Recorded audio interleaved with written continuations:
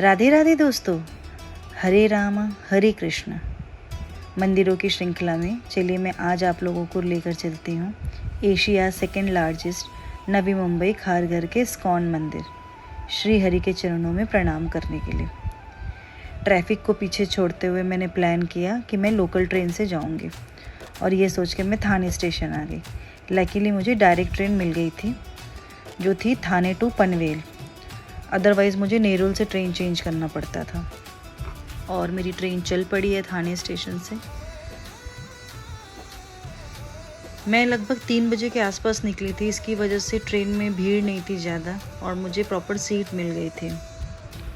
और जैसे ही ट्रेन चलती है सारे लोकल वेंडर्स होते हैं वो ट्रेन में चढ़ जाते हैं फटाफट।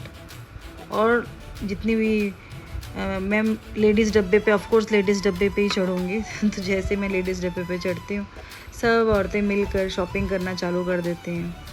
मुंबई लोकल ट्रेन में शॉपिंग करना अपने आप में अलग ही एक्सपीरियंस है। रिबन, क्लचर और मंगलसूत्र, मतलब इतने सारे आइटम्स मिलते हैं ना, अनगिनत, वो भी रीज़नेबल प्राइस में। और यहाँ पे एक आंटी थी, वो अपने एक छोटे से बच्चे के साथ वेंडर थी, सामान बेच रही थी। इनको देखकर एक्चुअली ऐसा फील हुआ कि यही मुंबई है। हर इंसान अपने हिस्से की मेहनत पूरी ईमानदारी के साथ कर रहा है।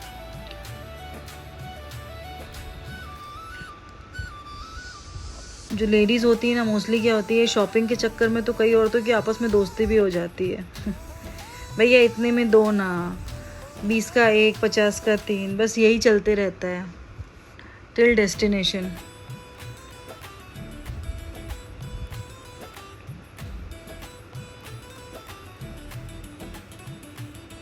और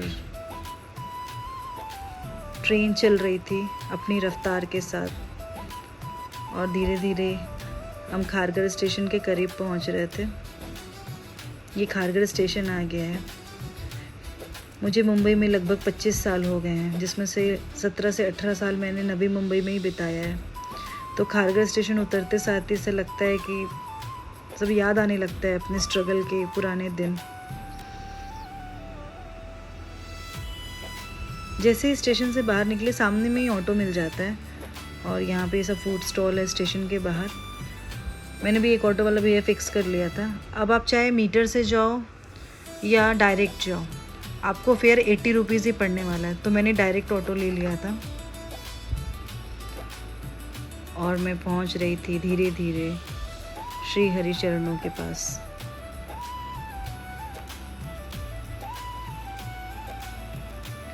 नवी मुंबई भी काफ़ी डेवलप हो गया है, यहाँ पे भी मेट्रो स्टेशंस आ गए हैं और ये मंदिर प्रांगण दिखना चालू हो गया है। बहुत ही सुंदर मंदिर बनाया है। मंदिर का जो समय होता है वो शाम को मॉर्निंग 4:15 से 12:30 होता है और शाम को 4 to 9 होता है। तो मैंने सेकेंड हाफ़ का ही प्लान किया था कि सेकेंड हाफ़ में ही दर्शन करने जाऊँगी, क्योंकि सुबह थोड़ी ट्रेन में भीड़ भी होती है। और बात करते करते मैं मंदिर पहुँच गई हूँ और यहाँ पर पहुँचने के बाद यहाँ पे कैरी बैग देते हैं ये लोग प्रॉपर, जिसमें हमको अपना शूज़ डाल के उनको देना होता है। जो वो टांग के रख देते हैं, रिटर्निंग के समय हमको मिल जाता है, वो बिल्ले नंबर अलॉट कर देते हैं, वो याद रखना पड़ता है। और यहाँ पे एक हाथी महाराज थे। जब मैं मेरे हस्बैंड के साथ लास्ट टाइम आई थी तो हम लोगों का डिबेट छिड़ गया था इस पर कि ये नकली है या असली, क्योंकि इसकी बाकायदा इसकी ईयर भी हिलती है। तो मेरे को ये कन्फ्यूजन था कि ये असली है, बट एक्चुअली ये असली नहीं था। लोग यहाँ पे खड़े होकर सेल्फी ले रहे थे। इस मंदिर का इनॉग्रेशन 15 जनवरी 2024 को हमारे माननीय पीएम श्री नरेंद्र मोदी जी ने किया था और ये मंदिर लगभग 9 एकड़ में फैला हुआ है और 12 साल लग गए इसको बनाने में। जब मैं थी खारघर में तब ये मंदिर बन रहा था उस टाइम पे। अभी 24 में ही, मतलब लेटेस्ट ही ओपनिंग हुई, तो बहुत सारे लोगों को पता भी नहीं है कि इतना बड़ा मंदिर है नवी मुंबई में।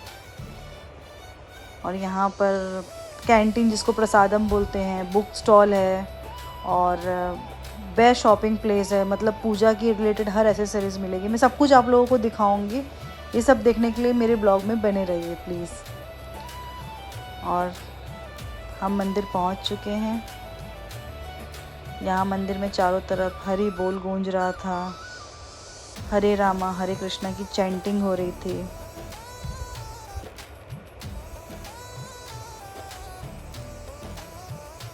आइए मेरे साथ आप भी दर्शन कर लीजिए श्री कृष्ण राधा जी का। बहुत ही सुंदर मंदिर बनाया है, पूरा मंदिर मार्बल से बना हुआ है। एक एक नक्काशी का ध्यान रखा है, बहुत अच्छे से साफ सुथरे तरीके से मंदिर मेंटेन किया हुआ है।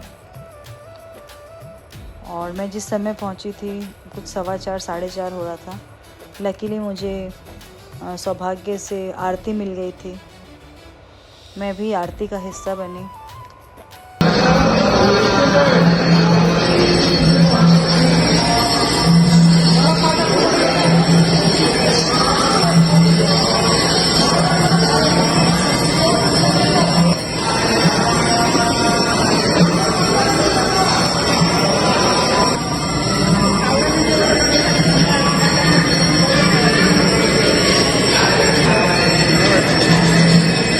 ये संत महाराज हैं इस्कॉन के, जो आपको इस्कॉन के हर मंदिर में मिलेंगे।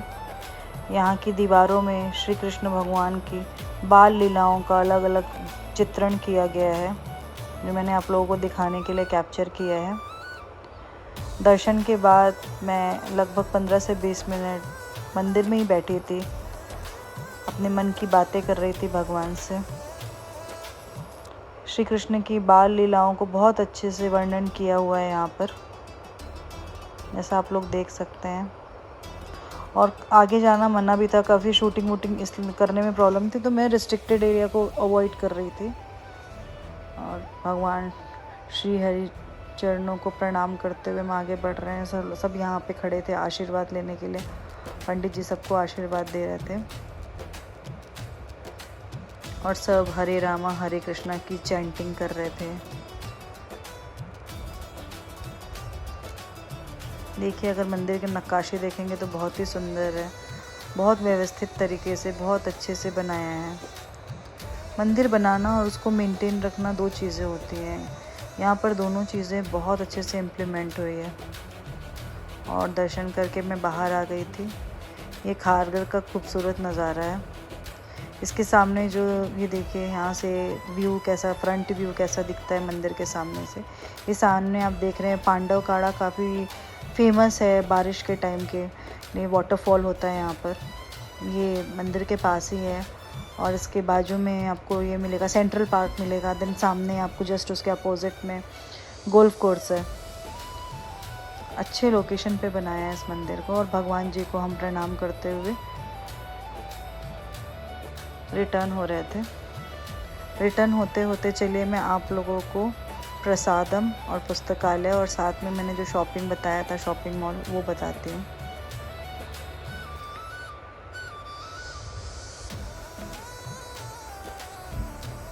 और यहाँ पे बुक्स रखी हुई थी, सब जो बुक्स चाहिए ले सकते हैं। और मुझे ये देखकर बहुत ही अच्छा लगा कि यहाँ पे भागवत गीता जो है वो अलग अलग लैंग्वेज में अवेलेबल थी। ये सिर्फ Indian language, Hindi, Marathi, English, इन सब में अवेलेबल नहीं थी, बल्कि फॉरेनर लैंग्वेज जैसे जर्मन, रशियन, इटालियन, इन सब में भी अवेलेबल थी। मतलब हमारी जो गीता है वो सिर्फ इंडिया में नहीं बल्कि पूरी दुनिया में पढ़ी जाती है। बहुत अच्छा लगा ये देखकर। और इससे ही इसके जस्ट सामने था ये शॉपिंग मॉल जैसा बनाया था, वो कहते हैं ना पिंटू पियानो, मतलब भगवान के मैचलेस गिफ्ट थे यहाँ पे। भगवान से रिलेटेड हर चीज़ मिल जाएगी। शॉप का नाम था मैचलेस गिफ्ट। और यहाँ पे देखिए, आपको जो आपके मन में जो थॉट आ रहा है ना कि मुझे भगवान के लिए ये चाहिए, वो आपको ये शॉप में इजीली मिल जाएगा।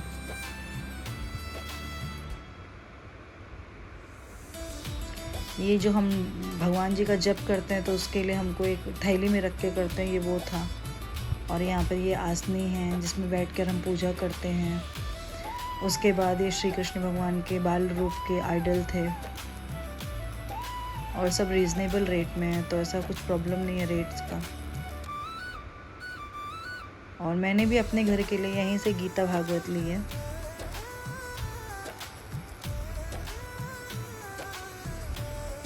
भगवान के मतलब जो हम पहनते हैं पूजा में, कुर्ते, भगवान के कपड़े, उनके स्वेटर, बिस्तर और उनके टॉयज़, उनसे रिलेटेड पूजा की जो सामग्री होती, तेल, बत्ती, धूप, अगरबत्ती, या जो हम पूजा में कुर्ते पहनते हैं वो साड़ीज़, उससे रिलेटेड, मतलब जो अनगिनत चीज़ें हैं, मैं डिस्क्राइब भी नहीं कर सकती, इतना कुछ वहाँ पे मिल रहा था। एक छोटा सा शॉपिंग मॉल जैसा ही बना दिया है।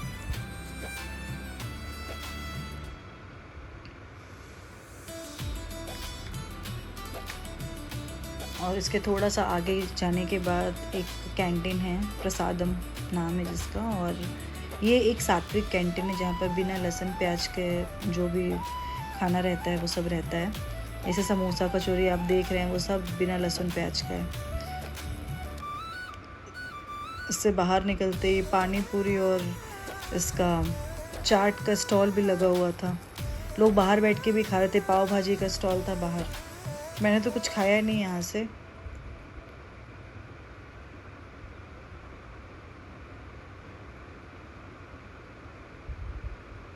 और हरि नाम की गूंज सब तरफ हो रही थी। हरे रामा हरे कृष्णा सब तरफ चल रही थी। गार्डन बहुत अच्छे से मेंटेन किया है, देखिए ग्रीनरी देखिए यहाँ की। नवी मुंबई एक प्लान्ड सिटी है तो हर कुछ बहुत व्यवस्थित तरीके से बनाया गया है। एक्चुअली ये मुंबई का एक्सटेंडेड पार्ट है, बट अभी बहुत ज़्यादा डेवलप हो गया। और हमने फिर से हाथी जी को बाय बाय बोला और हम निकल गए अपने घर के लिए। वापस हमने ऑटो की, स्टेशन आया और स्टेशन के सामने ये पानी पूरी वाले भैया ये पुचका बना रहे थे, कोलकाता पुचका, और ये रियली इतना टेस्टी था ना। मैंने उनसे परमिशन ली कि मैं वीडियो शूट कर लूँ क्या, और फिर उन्होंने बोला हाँ कर सकते हो। तो मैंने उनका ये वीडियो बनाया और अभी बोलते बोलते भी मुझे बहुत पानी आ रहा है मुँह में। इतना टेस्टी, इतना यमी था ये। और एक्चुअली ऐसा वाला पुचका मुंबई में बहुत कम दिखता है। ये तो यहाँ पर वो मैंगो पाउडर का बनाते हैं। ये इमली पानी को ऑथेंटिक बोलते हैं ना, वो पानी पूरी था ये। पानी पूरी को तो वैसे भी जितना भी डिस्क्राइब करो वो कम ही है। और वो इतने अच्छे से बना रहे थे। और उन्होंने खुद बताया ये पूरी मैंने अपने हाथ से बनाई है, पानी में ऐसे बनाता हूँ। और पूरी का साइज़ इतना बड़ा था ना कि मुंह में नहीं आ रहा था। तो उन्होंने मेरे को बोला कि तो मैंने बोला भाई ये बहुत बड़ा है, तो उन्होंने बोला तोड़ के भी खा सकते हो। और ये सब खाने पीने के बाद अब बारी थी खारघर को टाटा बाय बाय करने की। हमारी रिटर्न जर्नी चालू हो गई थी और चूँकि ये सब करते करते मुझे थोड़ा लेट हो गया था, शाम को 6 साढ़े 6 बज गए थे। तो वो ऑफिस छूटने का टाइम था, तो बट ऑब्वियस है कि ट्रेन का रश भी चालू हो गया था। तो पूरे खारघर टू थाने में खड़े होकर आई हूँ स्टैंडिंग में। मुझे सीट ही नहीं मिली, इतनी ज़्यादा भीड़ थी। हर स्टेशन पे लोग चढ़ रहे थे लेकिन उतर कोई नहीं रहा था। और ये एक छोटी सी बच्ची थी, बड़ी क्यूट सी थी। मुंबई का कल्चर है, कोई ट्रेन में चढ़ता है तो पहला क्वेश्चन करता है जो बंदा बैठा है उससे कि किधर उतरना है। और ये बच्ची ने सेम वही काम किया। तो बाकी की पब्लिक इतना हंस रही थी ना इसको देख के कि ये भी मुंबई कल्चर को अडॉप्ट कर लिए इतने कम एज में कि किधर उतरना है। और देखो बात करते करते हम पहुंच गए हैं थाने स्टेशन। आई होप कि आपको मेरा ये वीडियो ज़रूर पसंद आया होगा। Thank you for watching.